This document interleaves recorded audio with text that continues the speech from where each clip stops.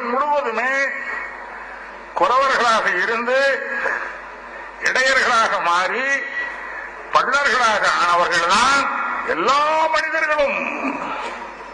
இந்த 3 பேரிடத்திலிருந்துதான் மனிதர்கள் அத்தனை வேகம் பெறுகிறார்கள். ஒரு பக்கம் மீனவன் கடற்கரை ஓரமாக அந்த காலத்திலிருந்து செட்டில் ஆயிட்டான் ஒரு குரூப், அவன் மீனவன்.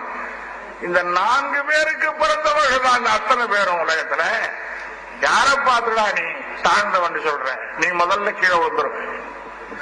உங்க மூதாதை இந்த 3ல ஒருத்தன் தான், அங்க இருந்தா வர்ற நீ.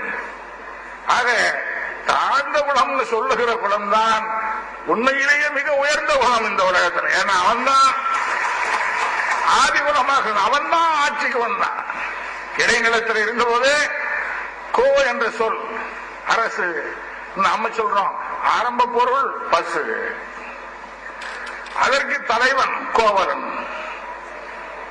அதற்கு தலைவனே கோபாலன் கோவலன் அழைத்தான். அதுக்கு பிறகு கோனை அழைச்சான். அப்புறம் கோன் சொன்னான். கோன் கோனார் எல்லாம் அங்க வந்து இடைநிலத்தில் வந்த பொழுது அவன் பள்ளர்களாக ஆகி குடியானவர்களாக மாறி அரச குலமாக ஆன பிறகு அதே கோவை அமைத்துக்கிட்டான்.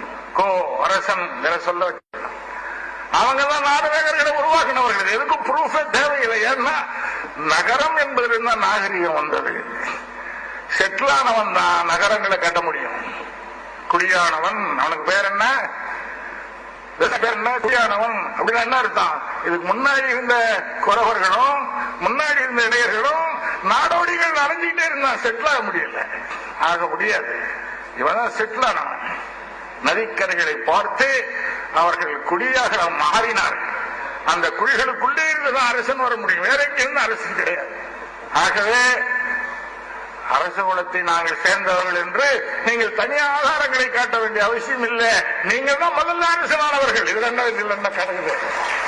முதல்ல அரசனானது பள்ளர் இனத்தை சார்ந்தவர்கள் தான். அவங்க தான் நாடு நகரத்தை கட்டினார்கள். காடு ஒன்று